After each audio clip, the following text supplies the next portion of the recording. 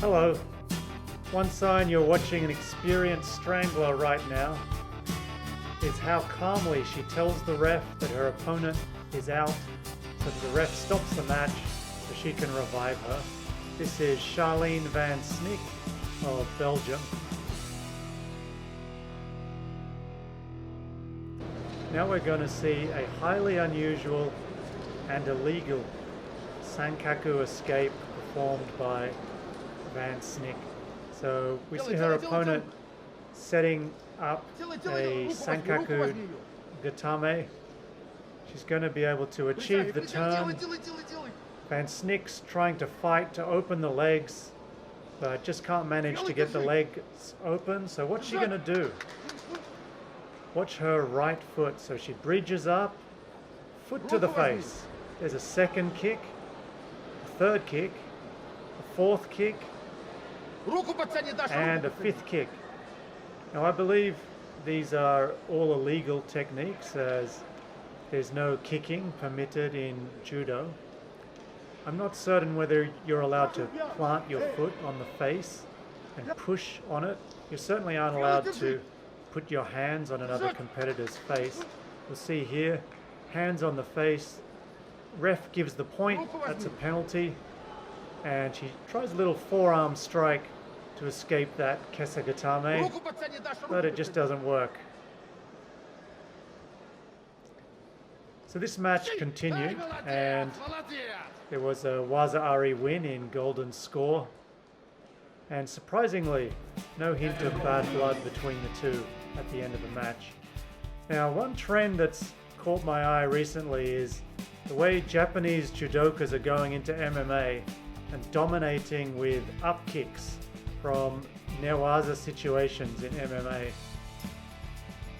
Why is it that these two judoka, Saori Oshima and Seika Izawa, when competing in this rule set for the first time, are able to use these kicks so effectively? That's what I'm going to explore in the next section of this video. And I think it's all to do with the way judokas develop their feet. Here's a look at Kaori Matsumoto teaching how to develop strong, flexible feet. Look at this footwork exercise she's doing here. She's working on both internal flexion of the toes and also external upward flexion of the toes. One thing she says is that all strong judoka have powerful gripping force in their feet. And we'll look at a few clips of Kaori Matsumoto just to see how she was able to use her toes to pull off some great sticky foot ko-soto-gari. Notice how she has the toes flexed upward in all of these videos. Toes are extremely extended upwards.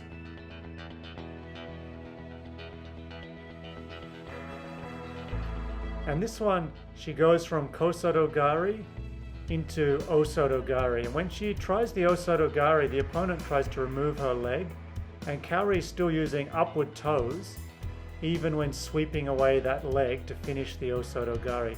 Look at how quick this is in full speed. Tremendous transitioning. Now here's Seika Izawa's sticky foot ko-soto-gari. Opponent gets saved by the ropes, but she's not saved from this kouchi-gari.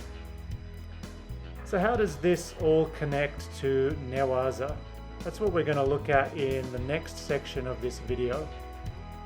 Just how does this training help the judokas with their newaza? So let's have a look at Natsumi Tsunoda, the 2021 world champ. 特徴は寝技での足の使い方です。道着足引っ掛けて掴んだ感じで、本当手でグッて押さえられた感じになるみたいで、両手が使えるようになるんで、足で相手の一本の腕を押さえておくことで、それこそあれですよね、手が両方のそうですね。状態で。その足の動きを可能にするのは器用な指。普通は足の指で第一関節がなかなか曲がらないんですけど、第一第二がしっかり曲がるんですよ。結構すごい器用に動く、手みたいに動く。本当だ、これ本当手ですよこれ。はい。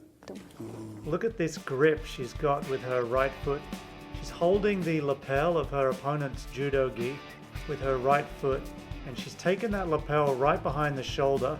So you can see there's the control of the opponent's elbow, now the control of the wrist with the arms. She's able to go into a juji-gatame. Now let's look at her match against Charline Van Snick. So you can hear just how painful it was to have your leg ripped off the mat by Natsumi Tsunoda. She used her left foot just like a wrestler would when going for an ankle pick. Really just grabbed onto her opponent's leg and just pulled it towards her. And I think the reason the judokas going into MMA are having so much success using these kicks is once you're good at foot sweeps, you're able to find your opponent's leg, rip it from the mat, and just finding someone's face when they're crouching in front of you or on their knees and kicking at it is really a simple task. And I think that's why these two girls have developed this skill, even though their other striking skills, for example boxing or kickboxing, are still quite poor. Izawa was part of the judo team that won the 2018 University Student Championships. So we see here her opponent drops the head low to avoid the barrage of kicks. That enables Izawa to move into a sankaku, and as her opponent Hamasaki, very experienced MMA fighter, tries to avoid getting beaten up or strangled from this sankaku, she ends up giving up top position as Izawa counters by pummeling under the legs, and there was a bit of a beating handed out from the mount position, so the ref called off the match. So a question you're probably asking yourself at this point is, can these girls throw? We have seen one ko-soto-gari. We have seen a couple of throws in this video by Izawa, but I thought I should spend some time showing you Saori Oshima and her tachiwaza skills. Saori Oshima was a former national champion at the under 44 kilo class. Here's a look at Utarabe's ouchi-gari. Now here's Saori Oshima's ouchi-gari. It's important to note that Saori Oshima's opponent in this match is a national junior wrestling champion and an international cadet wrestling champion. So it's really impressive that Oshima was able to take her down a number of times. Now here's a look at the Matsumoto ko-soto-gari to kouchi-gake and the Saori Oshima ko-soto-gari, followed by a knee, followed by kouchi-gake. So some really high level judo combinations from Oshima. The next example we'll look at is of Saori Oshima's husband, Yuma Oshima, a Japanese junior champion who does compete on the IJF World Tour. That was drop seio to hikkomi-gaeshi. Here's Saori Oshima with ko-soto-gari to sumi-gaeshi. The problem for judokas in MMA has always been how to apply their throws without the use of the judo-gi. When they are able to apply the throws, they can be completely devastating. The rings used in MMA are much harder than the tatami mats that are used in judo, and a lot of people fighting in MMA just don't know how to protect themselves from a powerful judo throw. So the throw you just saw was by Megumi Yabushita, a former Japanese national judo champion.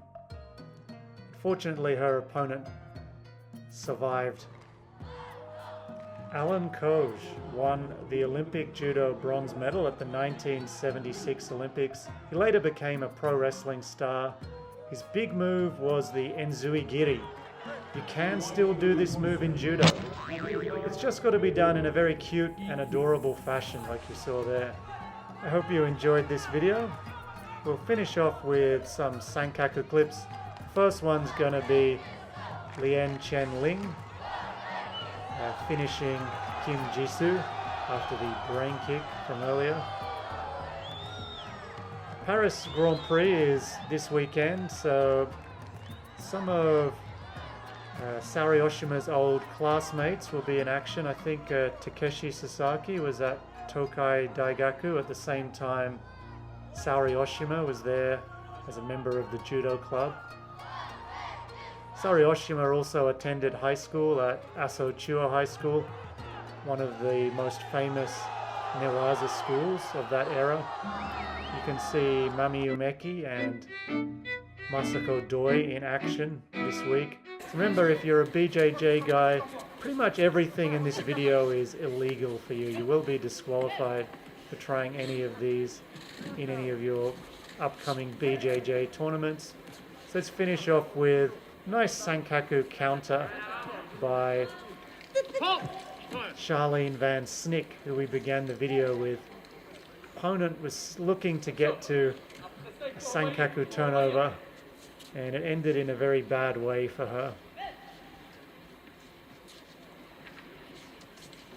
So I'll be back in a couple of days with another video looking at some of the action from the Paris Grand Prix. I hope it's going to be a good event. Hopefully you can check out that video. Subscribe if you're interested in lots of action from Paris, because that's pretty much what this channel is going to be full of.